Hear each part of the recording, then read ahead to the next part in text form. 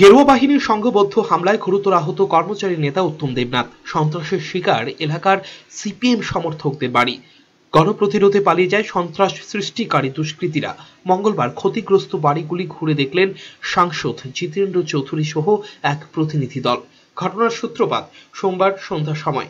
সাবরু মনুবাজার মাগুরছড়ায় গেরুয়া বাহিনীর হাতে আক্রান্ত হন টিজিই এর নেতা উত্তম দেবনাথ।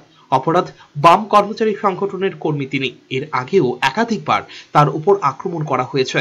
বর্তমানে গুরুতর আহত অবস্থায় উদয়পুর জেলা হাসপাতালে চিকিৎসাধীন।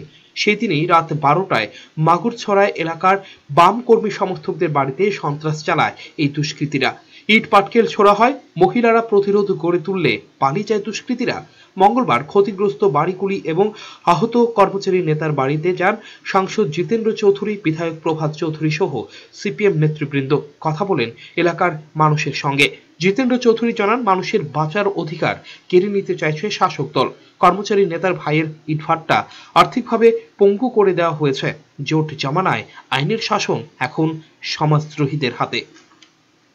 ব্যুরো রিপোর্ট, চ্যানেল 3 রাত।